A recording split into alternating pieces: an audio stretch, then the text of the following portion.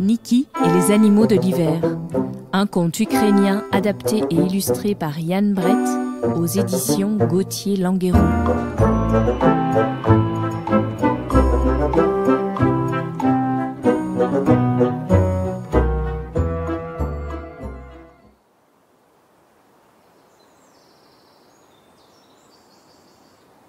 Ой, у лузі червона калина похилилася,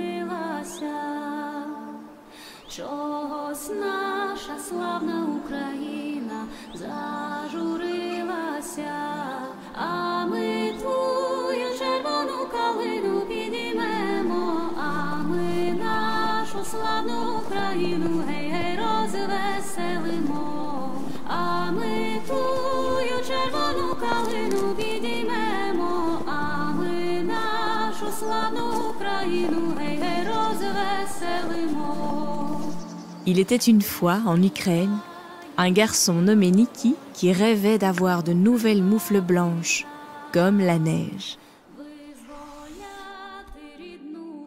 Baba, sa grand-mère, refusait de lui en donner.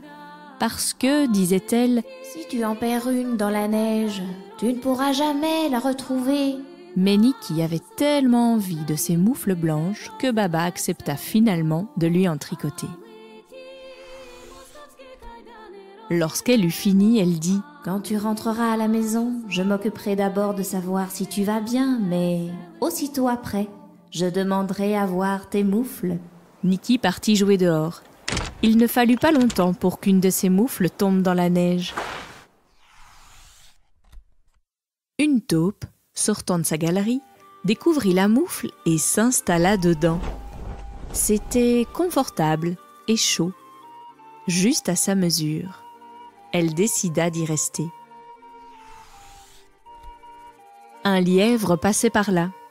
En s'arrêtant un instant pour admirer son nouveau pelage d'hiver, il vit la moufle. Il se glissa à l'intérieur, les pattes arrière en premier. La taupe n'imaginait pas que son abri fût pour deux, mais quand elle aperçut les puissantes pattes du lièvre, elle se fit toute petite dans son coin. Alors un hérisson arriva, grinçant et soufflant. Il avait passé la journée à chercher quelque chose à manger sous les feuilles humides et glacées. Il avait besoin de se réchauffer et il pénétra dans la moufle sans hésiter. La taupe et le lièvre furent bousculés et tassés, mais ils n'étaient pas de taille à résister à une grosse boule bardée de piquants.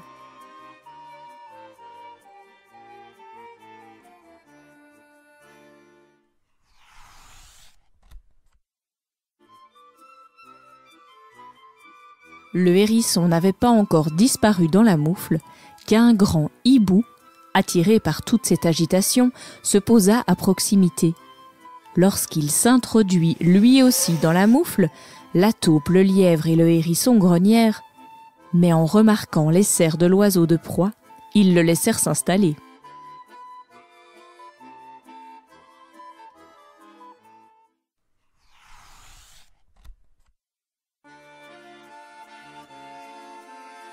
Alors surgit de sous la neige un blaireau.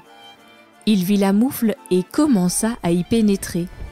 La taupe, le lièvre, le hérisson et le hibou n'étaient pas contents du tout. Ils n'avaient vraiment plus de place. Mais à la vue des énormes griffes, ils ravalèrent leurs protestations.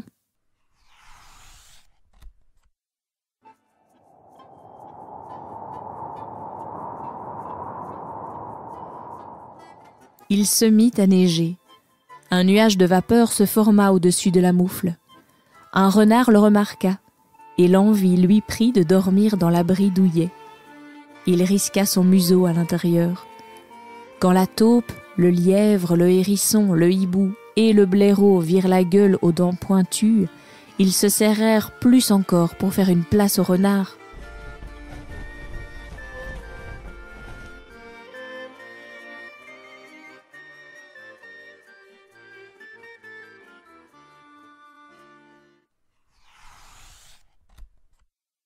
Un ours brun survint.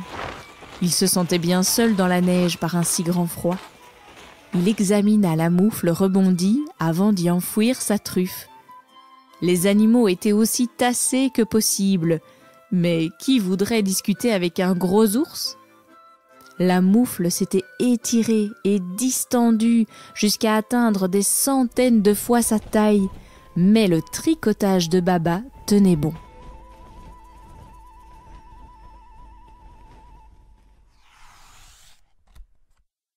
Soudain apparut une souris des champs, pas plus grosse qu'une noix. Elle réussit à se glisser dans la moufle et à se faire une place confortable sur le museau de l'ours.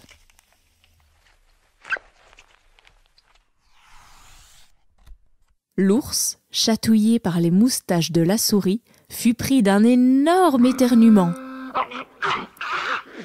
La force de l'explosion fut telle que la moufle disparut dans les airs, en soufflant les animaux dans toutes les directions. Sur le chemin du retour, Niki vit une forme blanche volant au loin. C'était la moufle perdue qui se détachait sur le bleu du ciel. Comme il courait à la rencontre de sa moufle blanche, Niki vit Baba qui l'attendait derrière la fenêtre. Elle s'assura d'abord que le garçon allait bien, puis elle remarqua qu'il tenait toujours ses moufles.